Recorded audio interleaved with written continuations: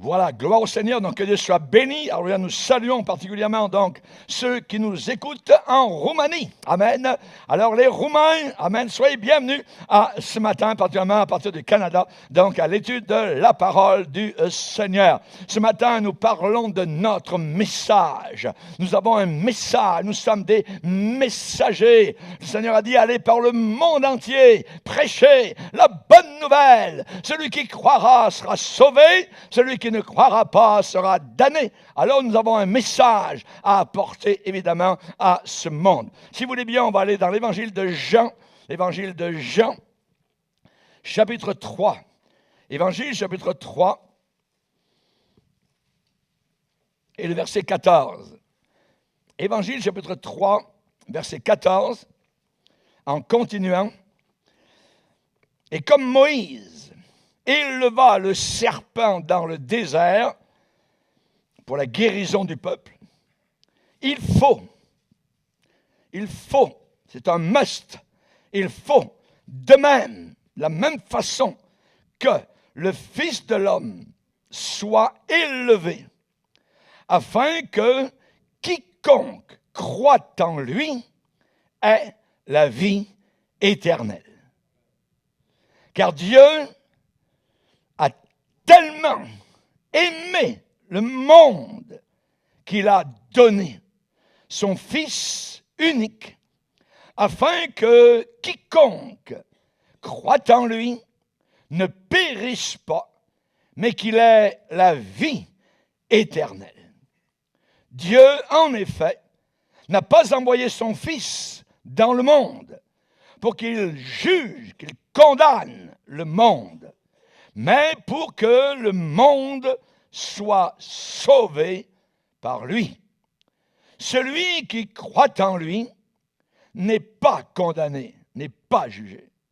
Mais celui qui ne croit pas est déjà condamné, déjà jugé. Raison, parce qu'il n'a pas cru au nom du Fils unique de Dieu. Amen. Seigneur, nous te bénissons et te glorifions pour ta parole. Toi, le Dieu d'Abraham, d'Isaac et de Jacob, nous te glorifions pour tant d'amour et de grâce que tu as répandu sur nous par ta connaissance, par ce sang qui a coulé de tes veines pour nous purifier de tous nos péchés, afin de nous permettre d'entrer un jour par les portes de gloire qui seront grandes ouvertes devant nous, grâce à ton amour, à ta grâce, à ta justice. Merci Seigneur.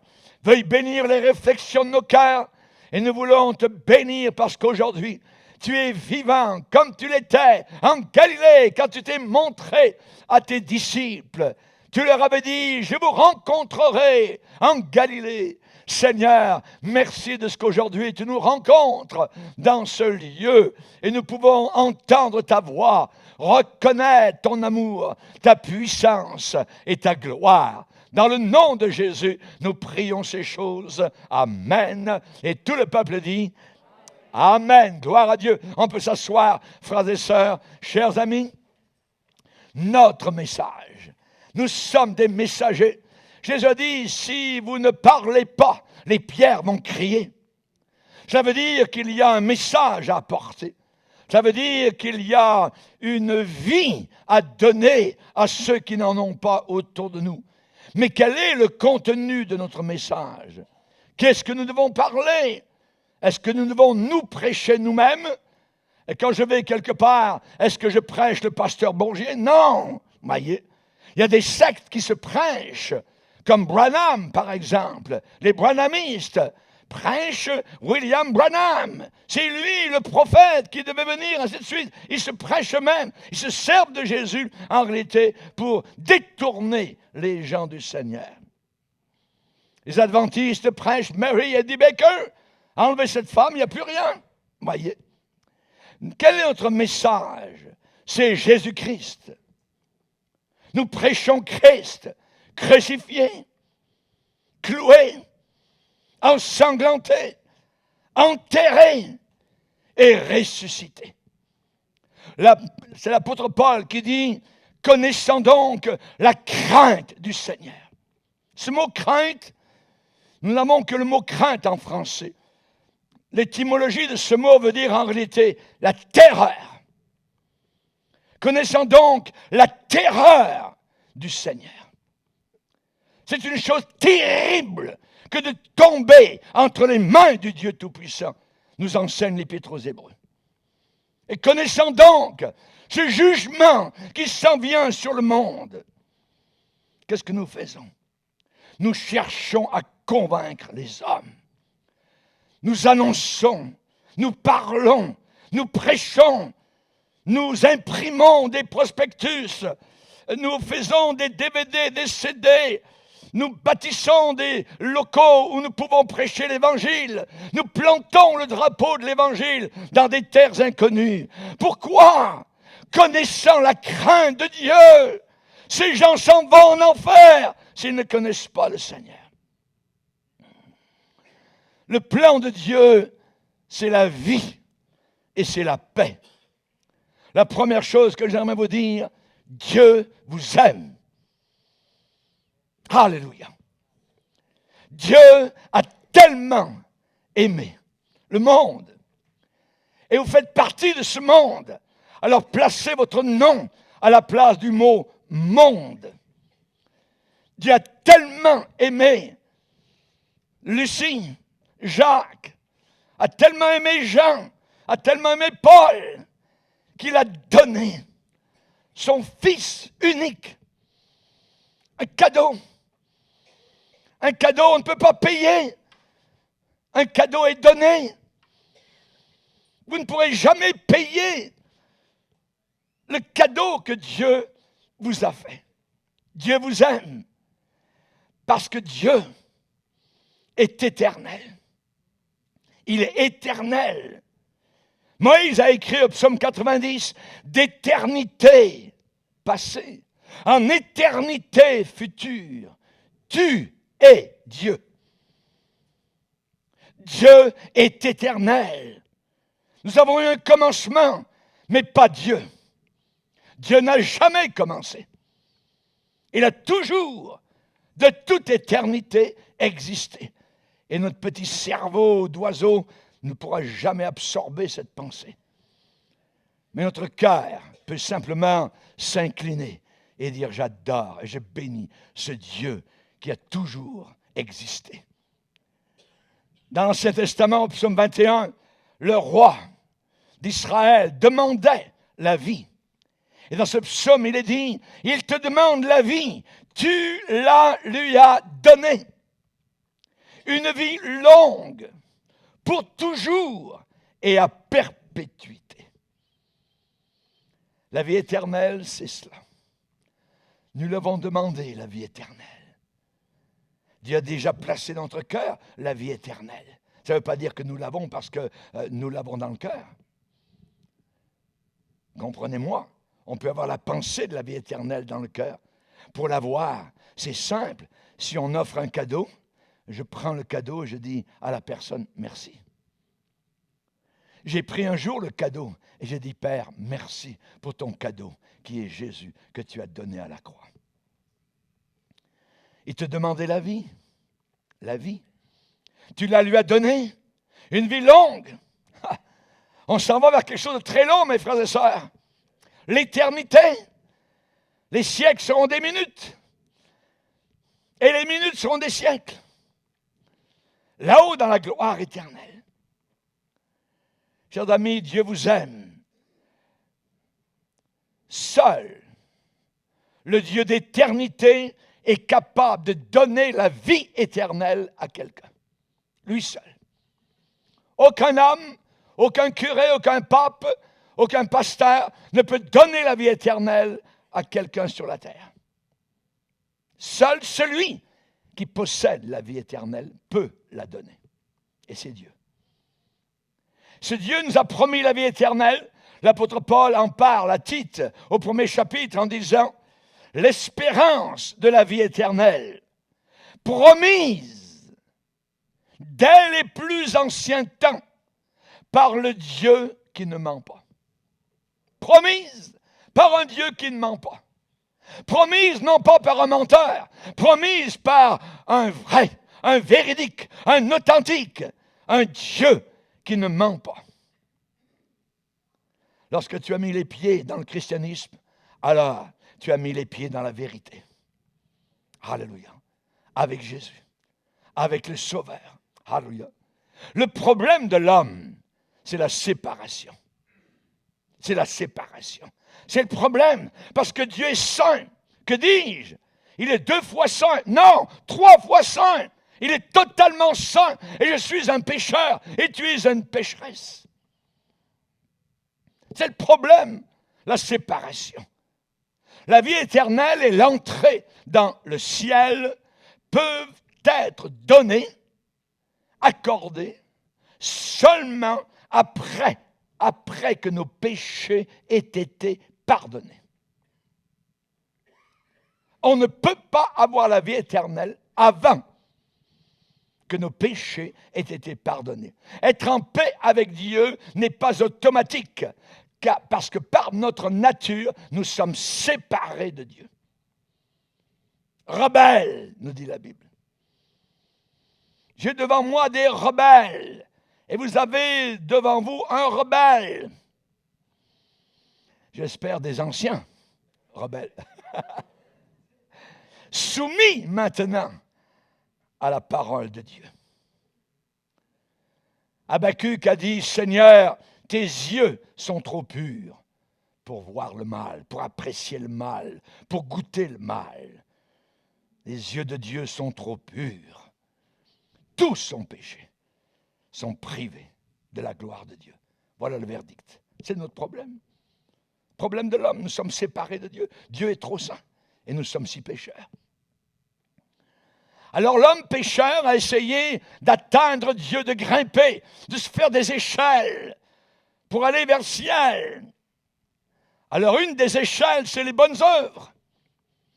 Fais des bonnes œuvres, gagne ton ciel, grimpe au ciel, a dit la religion. Mais l'échelle est trop courte, ça tombe dans le vide. On n'a pas touché le ciel. Pour d'autres, c'est la religion. On va faire la religion. On va la faire comme il faut. On va se traîner sur nos pieds. On va embrasser les crucifix. On va aller à Rome. On va faire tout ce que la religion nous dit de faire. On va aller à la Mecque. Si on est musulman, on va vraiment faire ce que le Coran déclare. Ça, c'est la religion.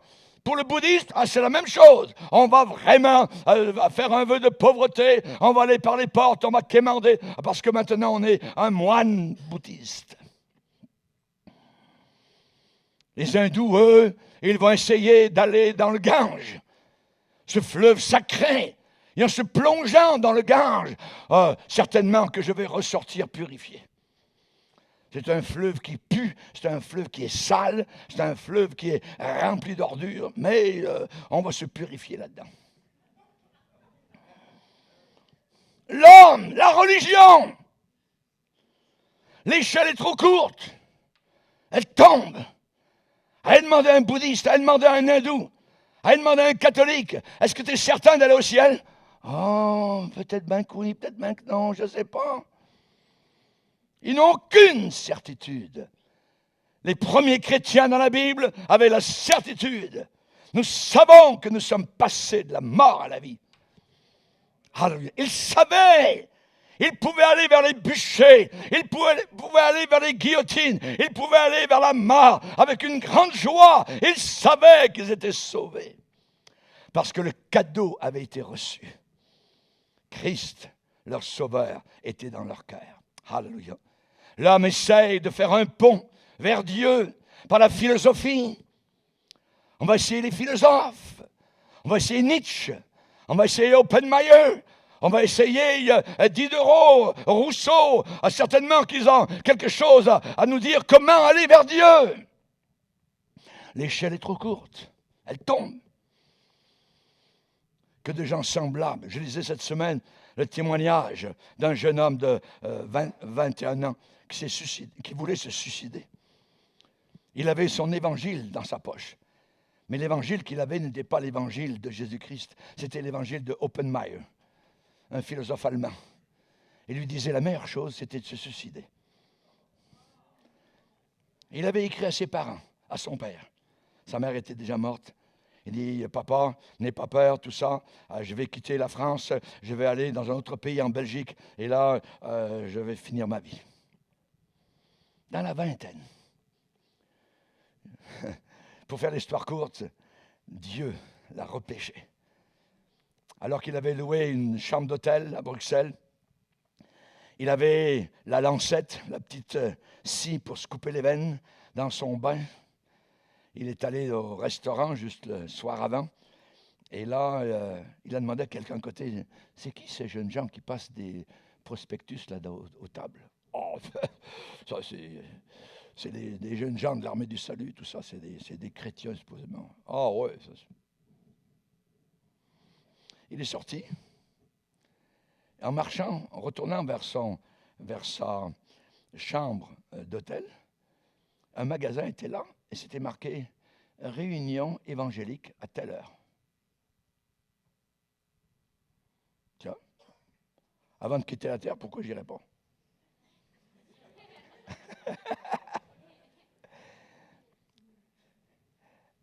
Et il n'avait pas bien vu l'heure, il était là à 7h30 et la porte était fermée. Il a attendu jusqu'à 8h. Vingtaine de personnes étaient à l'intérieur. Et là, il a entendu l'Évangile pour la première fois de sa vie. Un ancien catholique. Il a fallu une bataille après la réunion.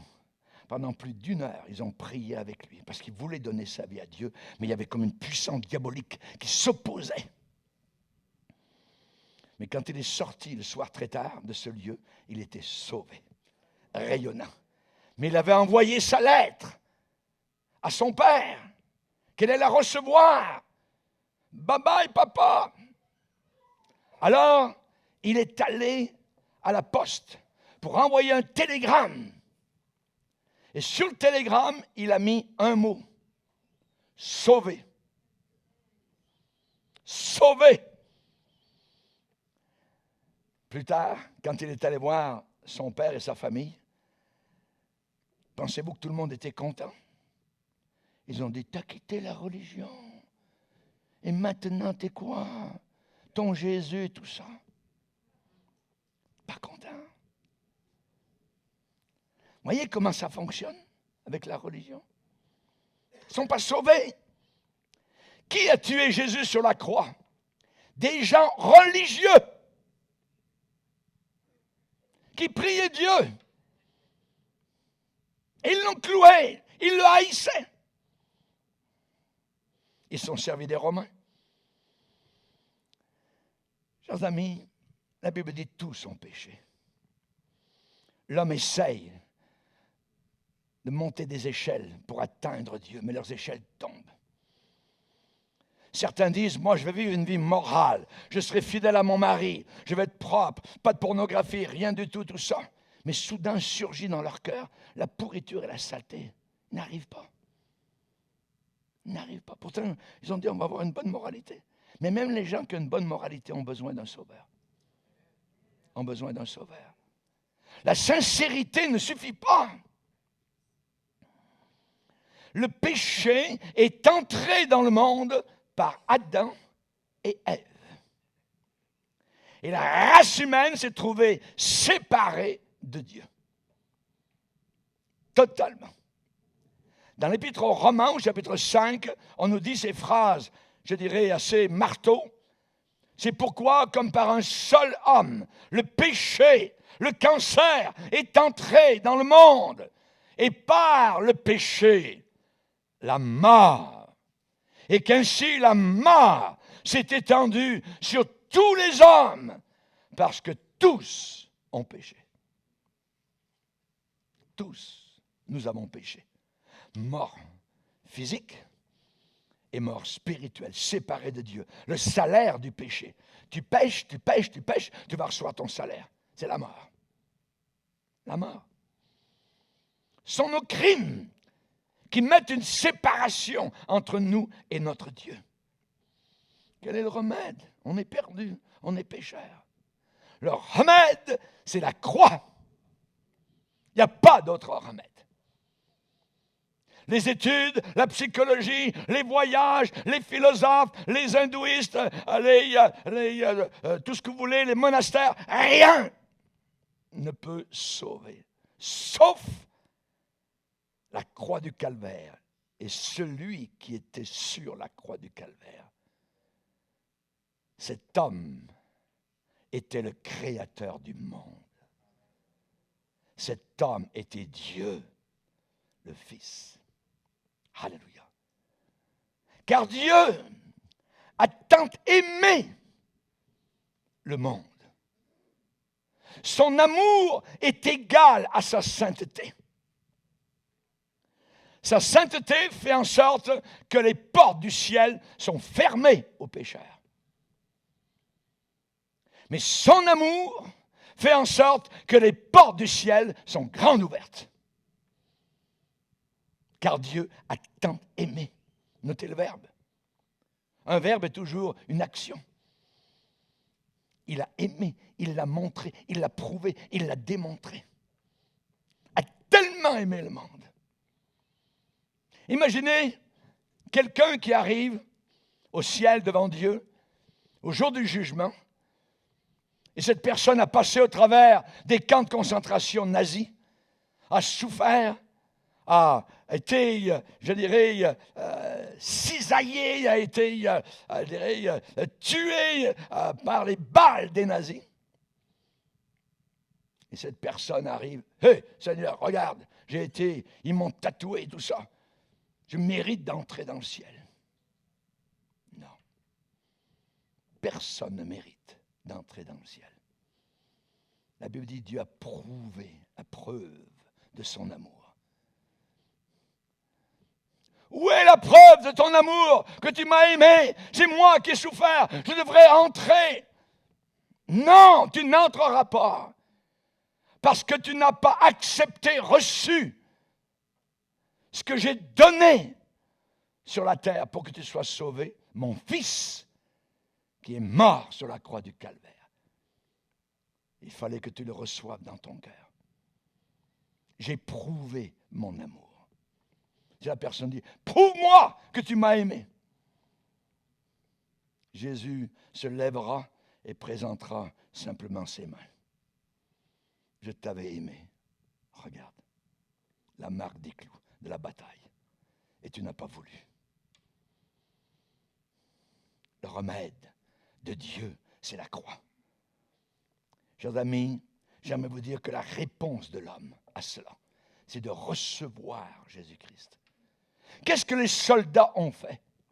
Ils l'ont reçu avec des gifles. Bing, bang! Comment ce monde est en train de recevoir Jésus?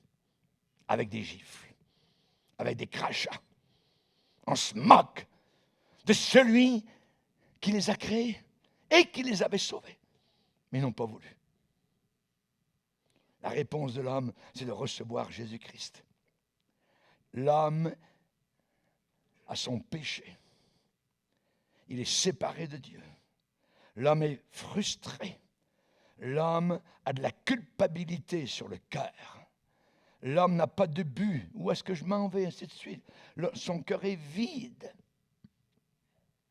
Il y a un gouffre immense entre lui et Dieu. Et comment passer de l'autre côté? Nos échelles sont trop petites. Et j'aimerais vous dire qu'il y a un pont de bois qui a été bâti sur le gouffre immense, au fond duquel les flammes de l'enfer et les cris des damnés retentissent. Il y a un seul pont de bois, c'est la croix du calvaire, qui vous fera passer de la mort à la vie. Vous êtes obligé de passer par la croix. Il n'y a pas d'autre chemin. Le pape dit toutes les religions sont bonnes. Non. C'est un antichrist. C'est un menteur. Il y a une seule religion qui est vraie, et c'est le christianisme authentique. avec comme pont la croix du calvaire. Il n'y a pas d'autre réponse. Afin que quiconque croit en lui ne périsse pas, mais qu'il ait la vie éternelle. Afin que quiconque c'est toi, place ton nom à la place du mot quiconque. Quiconque invoquera le nom du Seigneur sera sauvé. Sauvé. Quiconque ne fut pas trouvé écrit dans le livre de vie au jour du jugement sera jeté au fond de l'enfer. Quiconque. Est-ce que ton nom est écrit là-haut dans le livre de vie? Est-ce que tu as passé le vieux pont de bois par la croix du calvaire? Et là, tu auras le pardon, la paix, la vie éternelle. Tu seras rempli. Vous allez trouver ce pont dans la famille de Dieu, la véritable. Nous sommes passés de la mort à la vie, parce que maintenant nous aimons les frères.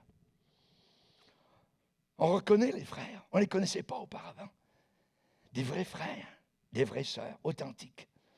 La prédication, quelle sorte de prédication? La prédication de la croix est une folie pour ceux qui périssent. Mais pour nous qui sommes sauvés, c'est la puissance de Dieu. La puissance de Dieu. L'invitation, c'est repens-toi.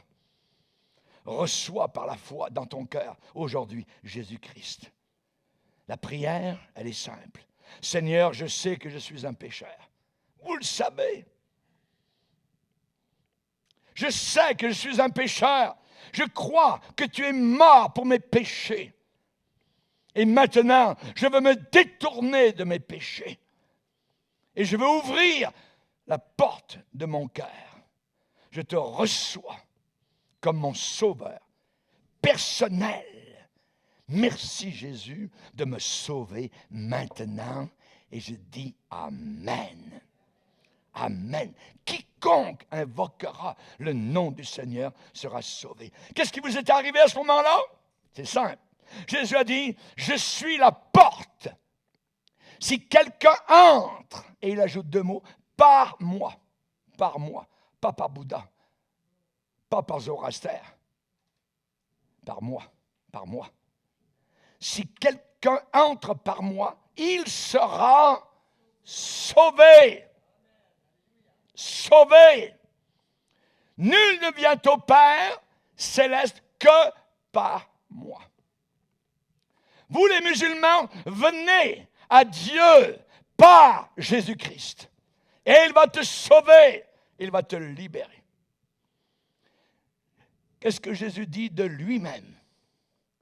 Je suis la porte. La porte de quoi? La porte de la vie éternelle. La porte de la vie éternelle. Alléluia. Qu'arrive-t-il quand une personne reçoit Jésus-Christ? Il l'a dit, il sera sauvé. Sauvé. C'est pas m'en aller vers la mort et j'ai vraiment peur. Plus j'approche de la mort, je ne sais pas si ça va être le ciel ou mes bonnes œuvres, est-ce qu'elles vont être assez grandes? Est-ce qu'il y a assez de paquets de bonnes œuvres ou bien mes mauvaises œuvres vont m'envoyer en enfer? Nous ne sommes plus dans la certitude. Toutes mes mauvaises œuvres, elles ont été placées sur Jésus à la croix du calvaire. Alléluia. Je suis sauvé. Sauvé. Es-tu sauvé? Es-tu sauvé? Que vous est-il arrivé lorsque vous l'avez reçu? À tous ceux qui l'ont reçu, il a donné le pouvoir, the power, le pouvoir de devenir enfant de Dieu. 3 gouttes d'eau sur le front d'un bébé ne sauve personne. Le bébé n'est pas plus sauvé avant qu'après. On devient enfant de Dieu quand on se repent de nos péchés. Vous pouvez dire avec assurance, j'ai la vie éternelle.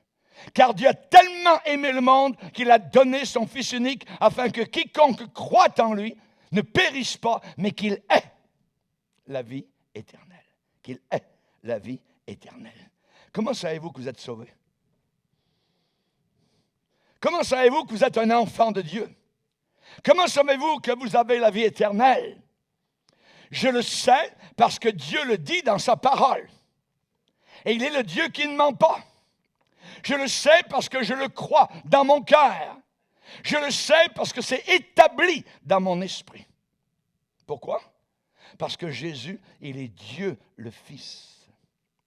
Et il y a un élément que personne n'a réussi à accomplir ici-bas sur cette terre. Ni Bouddha, ni Mohamed, ni Abraham, ni David, ni vous, ni moi. C'est que Jésus a été déclaré Fils de Dieu par sa résurrection d'entre les morts. Personne n'est sorti de son tombeau. Il n'y a un seul. Et il était Dieu, le Fils. Maintenant, nous avons beaucoup d'ennemis. Beaucoup d'ennemis. Des ennemis qui ont des prétentions. Des ennemis qui ont des inventions par rapport à la résurrection.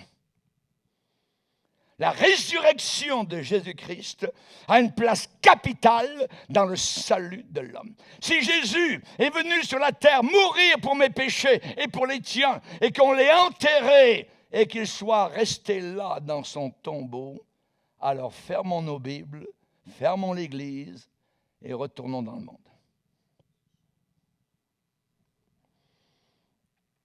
Paul dit, si Jésus n'est pas ressuscité, notre prédication est vaine.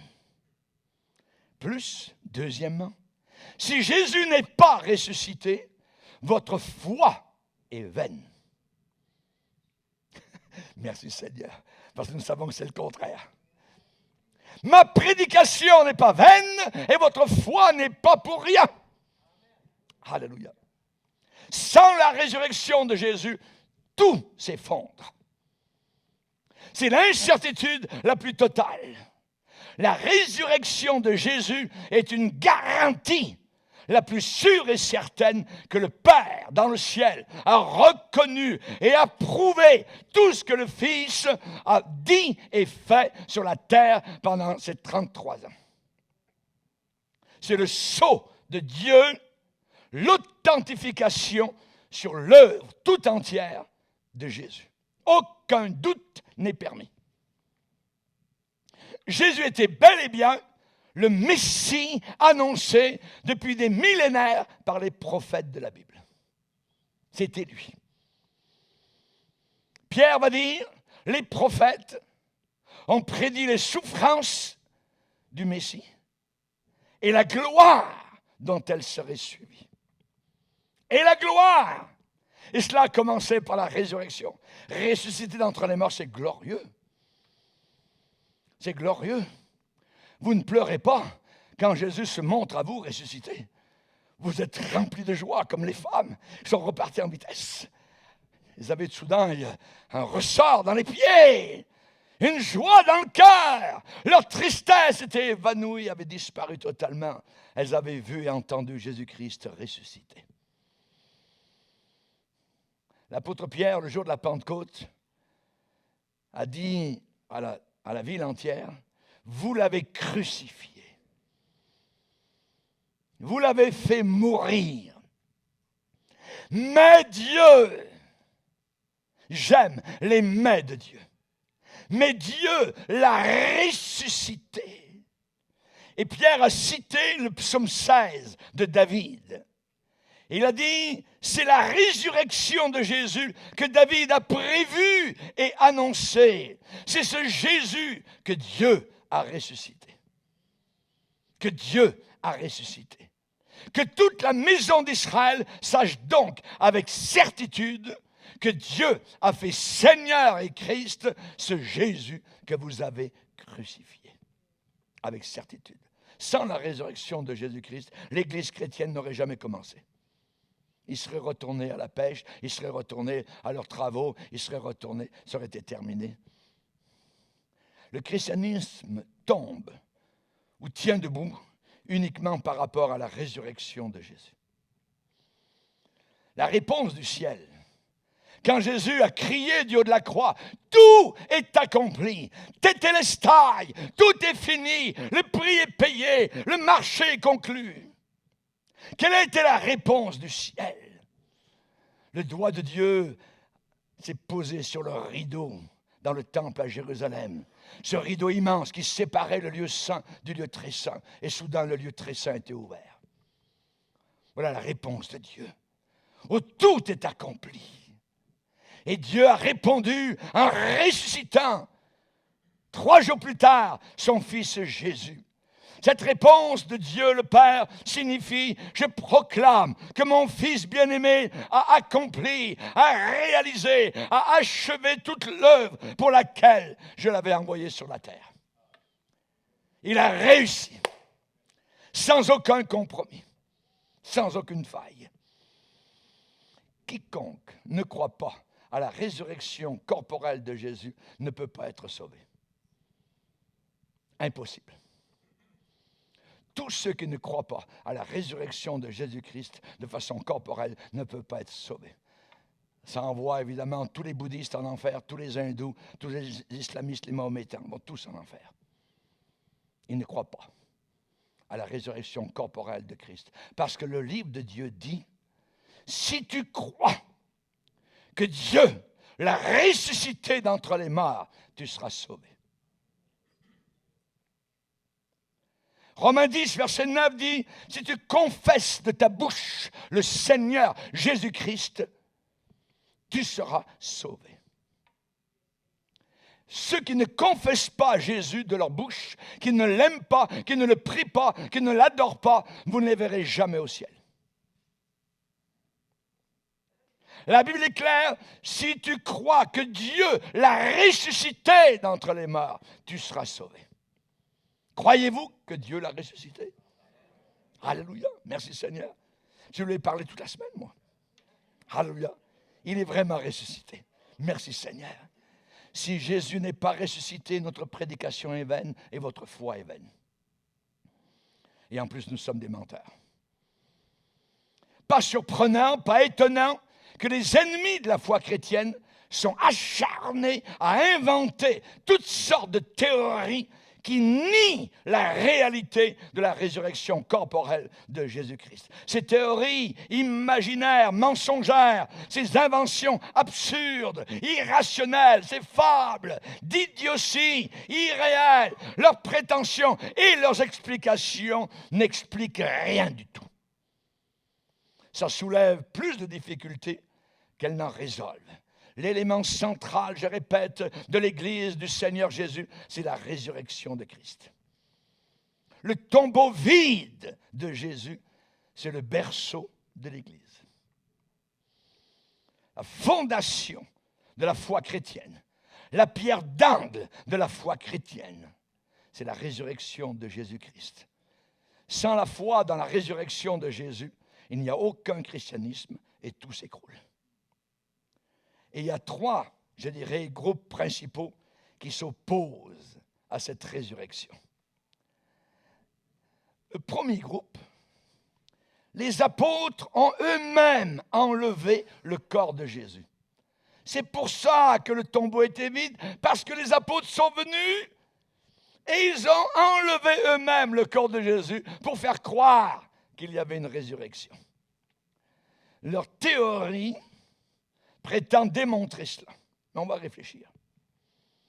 On va découvrir facilement tout un ensemble d'impossibilités à une telle action de la part des apôtres. Ils n'ont jamais pu faire ça. Pourquoi?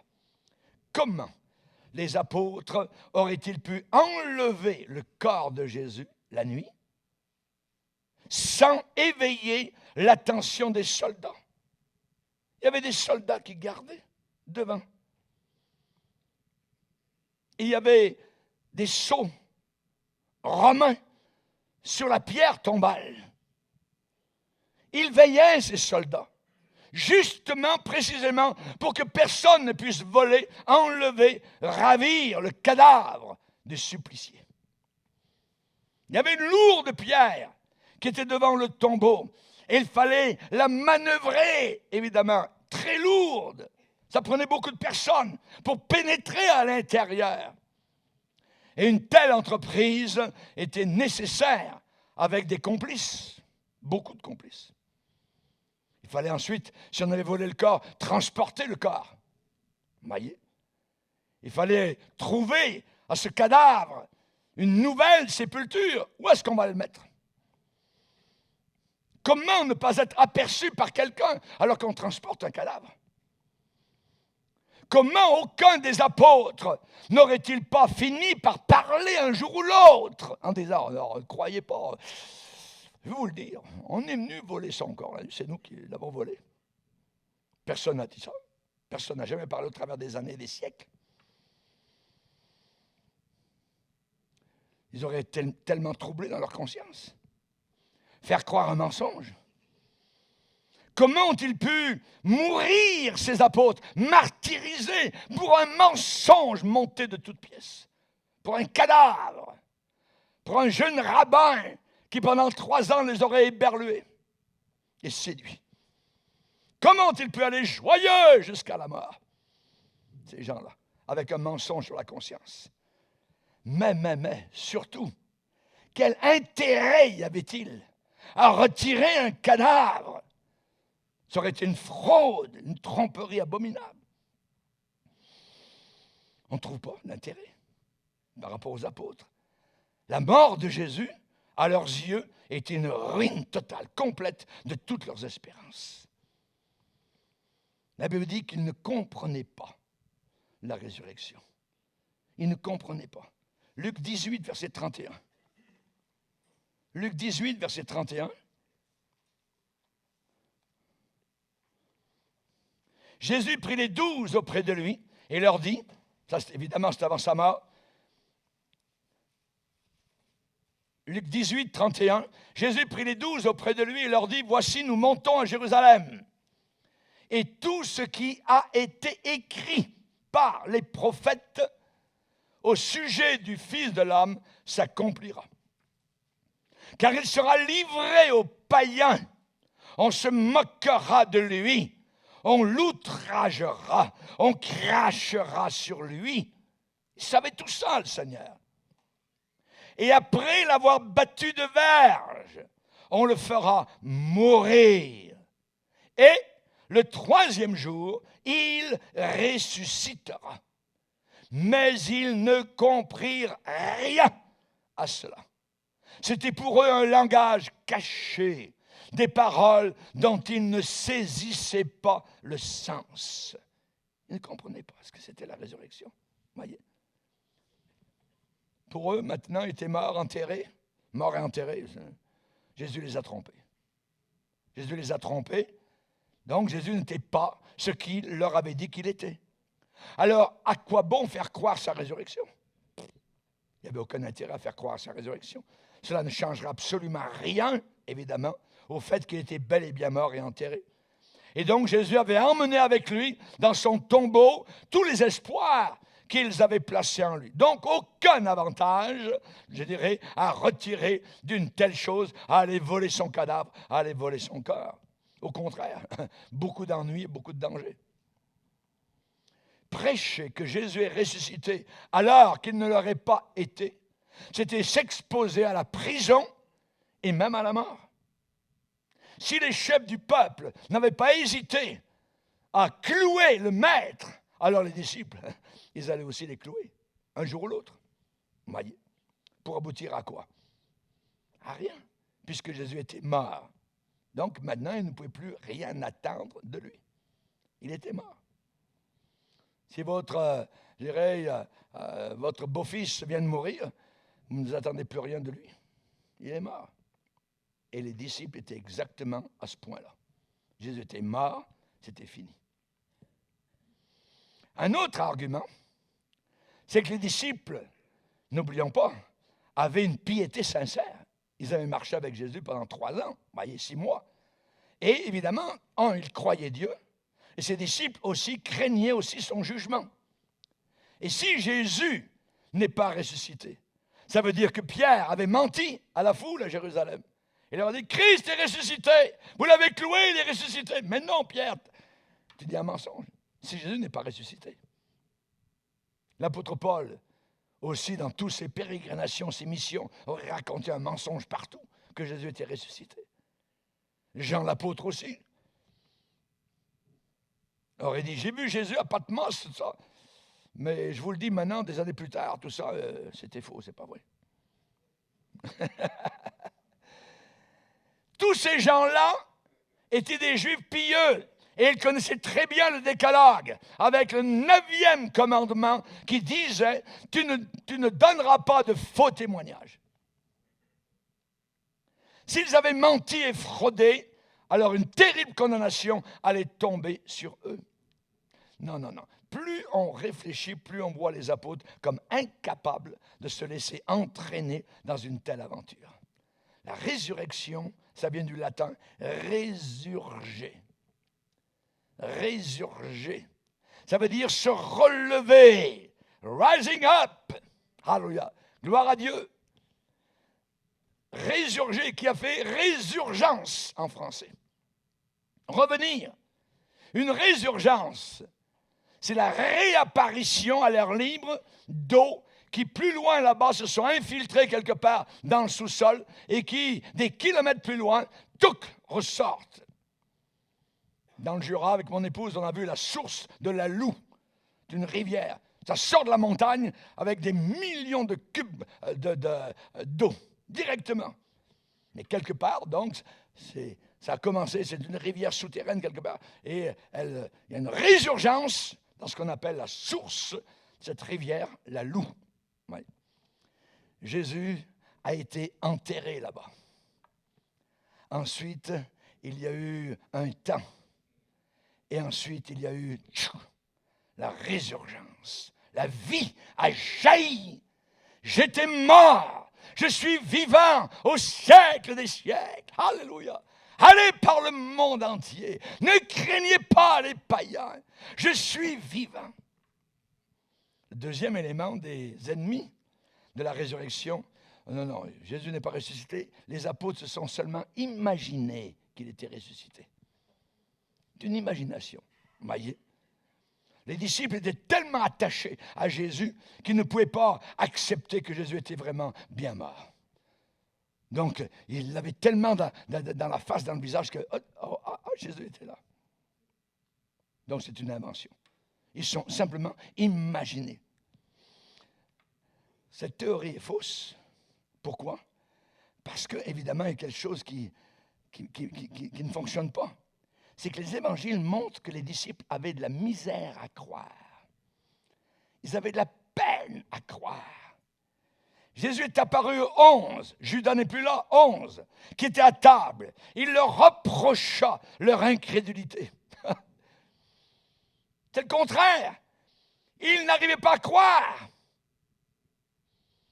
La dureté de leur cœur, parce qu'ils n'avaient pas cru ceux qui l'avaient vu ressusciter. Rappelez-vous les disciples d'Emmaüs, quand Jésus marche avec eux, ô homme sans intelligence, dont le cœur est lent, L-E-N-T, lent à croire. Lent à croire. Tout ce qu'ont dit les prophètes. Et à Thomas, qu'est-ce que Jésus a dit? Thomas, regarde mes mains. Ne sois pas incrédule, mais crois. Ne sois pas incrédule, mais crois. Voyez mes mains et mes pieds. Touchez-moi. Avez-vous ici quelque chose à manger? Ils n'en revenaient pas. Ils ne l'ont pas inventé, ils n'ont pas imaginé. Ils n'arrivaient pas à croire. Ils étaient très très loin d'imaginer que leur maître était vraiment ressuscité. Jésus est vraiment ressuscité. Alléluia. L'argument de plomb, l'argument de masse, je dirais, c'est que si Jésus n'est pas ressuscité, alors son corps devrait se trouver quelque part. S'il n'est pas ressuscité, comment se fait-il que les gens religieux n'ont pas arrêté tout ça tout de suite en disant non, regardez, on vous l'amène, alors c'est bien lui. C'est lui, c'est Jésus, regardez ses mains, tout ça, hein, c'est bien sa face, tout ça, il était défiguré, tout ça, mais c'est bien Jésus. Non, jamais fait ça. Pourquoi? Parce qu'ils n'ont pas pu. Même au 21e siècle, personne n'est capable. On arrive à découvrir des pharaons dans leurs tombeaux, on arrive à découvrir toutes sortes de cadavres depuis des millénaires, mais qui nous montrent Jésus. Ils ne l'ont jamais fait parce qu'ils ne peuvent pas. Jésus est vraiment ressuscité. Le troisième élément, c'est Jésus, c'est seulement sur la croix, évanoui. Il n'est pas mort, il s'est évanoui. Évanoui, imaginez, voyez.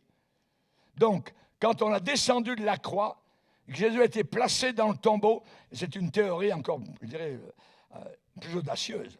C'est vraiment du rocambolisme, vous voyez, c'est de la haute voltige, c'est invraisemblable. Jésus s'est évanoui, voyez.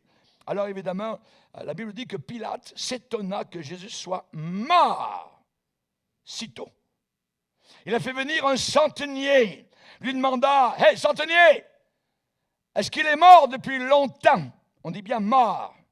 Est-ce qu'il est mort depuis longtemps? Il est dit que Pilate, s'en étant assuré par le centenier, donna le corps à Joseph d'Arimathée.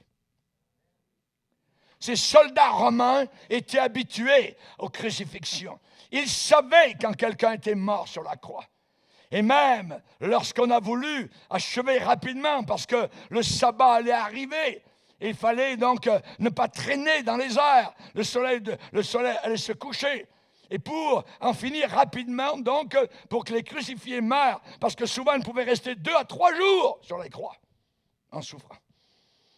Alors il y avait un moyen, c'était une barre de fer.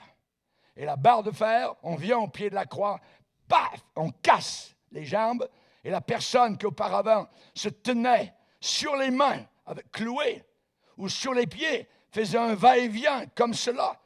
Et quand la personne s'appuyait sur les pieds, son thorax baissait, mais ne pouvait pas respirer. Alors, à un moment donné, la personne appuyait sur les pieds pour se relever, pour respirer. C'était un va-et-vient juste comme cela, pendant des heures et des heures et des jours parfois. Alors, pour achever l'affaire, paf, on cassait les jambes, et là, la personne tombait littéralement, ne pouvait plus s'appuyer, la cage thoracique se refermait, et la personne mourait rapidement. Mais la Bible dit que lorsque les soldats romains qui étaient habitués, ils savaient très bien que quand quelqu'un était mort, quelqu'un respirait encore, qu'ils sont arrivés vers Jésus et le voyant déjà mort, a pris une lance et de bas en haut a percé le côté de Jésus. Ça, c'était un coup fatal. Si la personne n'était pas morte là, elle mourrait là. Tac! Et il en sortit de l'eau et du sang. Jésus était déjà mort. Jésus ne s'est jamais évanoui sur la croix. Alléluia. Jésus n'a pas été remplacé par Judas non plus, comme les musulmans le disent, à la croix du Calvaire. Non, c'était lui. Il est mort pour mes péchés, pour moi, pour toi, pour le monde entier, pour les musulmans, pour les catholiques, pour les hindous, pour les bouddhistes. Il est mort pour chacun d'entre nous à la croix du Calvaire. Alléluia. Merci Seigneur. Avant l'arrestation de Jésus, au jardin de Gethsémani, Jésus a vécu une agonie terrible, sueur mêlée avec du sang. Les vaisseaux lymphatiques ont sauté, imaginez. C'est sorti de son corps. Jésus a comparu devant ses juges plus tard, durant la nuit, très très affaibli. Des coups de fouet des soldats qui ramenaient la chair. Au bout des lanières de cuir du fouet, il y avait des morceaux de pierre ou des morceaux de fer qui ramenaient la chair, qui coupaient comme des ciseaux la chair. Raison pour laquelle Jésus était défiguré sur la croix du Calvaire. Incapable de porter sa croix comme le faisaient les autres condamnés, il a fallu quelqu'un d'autre pour l'aider. Pas étonnant qu'il n'a pas pu résister de longues heures sur la croix du Calvaire. En 6 heures seulement, il est mort. De 9 heures du matin à 15 heures. Et avant qu'on descende de la croix, un soldat romain avait percé son côté, sa cage thoracique, d'un coup de lance. C'est une blessure terrible et fatale. Parce qu'elle est appliquée de bas en haut. De bas en haut. Le soldat est plus bas que le condamné. Évidemment, cette lance ne pouvait pas, je dirais, faire autre chose que provoquer la mort si elle n'était pas encore là.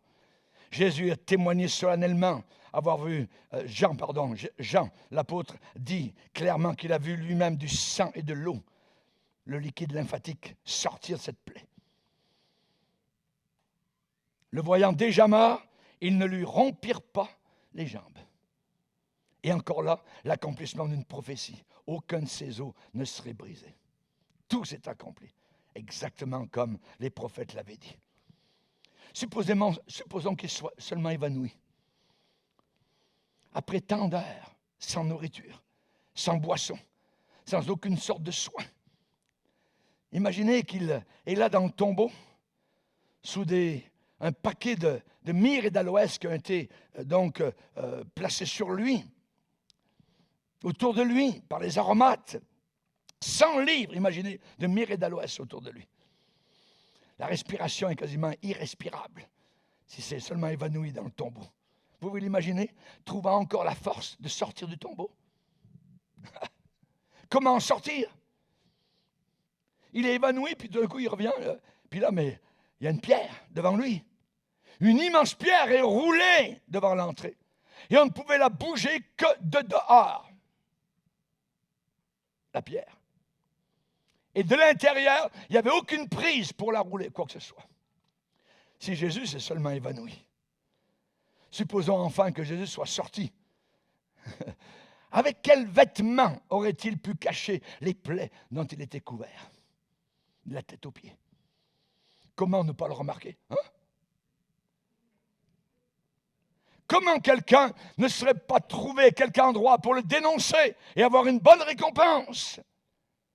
Auprès de qui aurait-il eu les soins nécessaires dus à son état lamentable s'il était seulement évanoui? Chers amis, j'aimerais vous dire que Jésus était mort. Mort.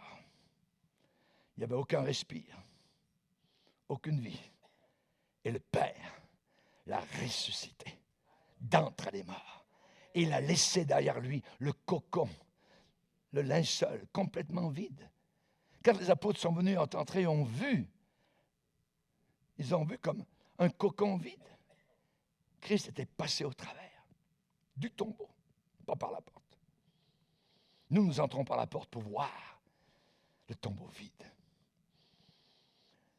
La Bible déclare que si les apôtres ont menti et ont raconté un mensonge, la Bible dit pour tous les menteurs, leur part est dans le feu ardent et de soufre qui est la seconde mort. S'ils ont menti, tous les apôtres sont en enfer. Ils n'ont pas menti. Alléluia!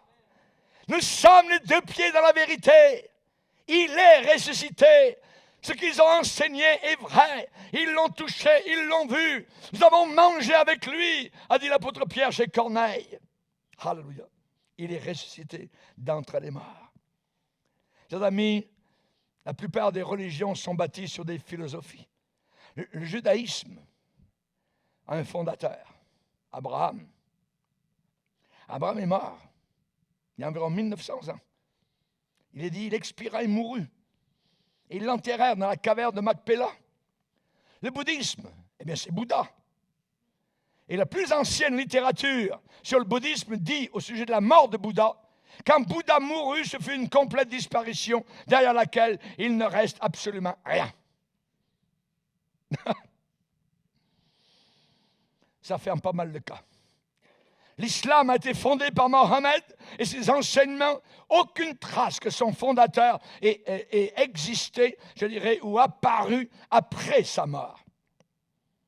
Il est né en 571 et il est mort en 632 à 61 ans à Médina. Sa tombe est visitée tous les ans par des milliers de Mahométans. Et aucun disciple de l'islam ne peut déclarer, preuve à l'appui, qu'il a vu Mohammed ressusciter. Pourquoi? Parce qu'il est mort et il est encore mort. Abraham est mort et encore mort. Bouddha est mort et encore mort. L'autre jour, la Thaïlande a affrété un avion complet pour ramener en Thaïlande, à Bangkok, une supposée dent de Bouddha.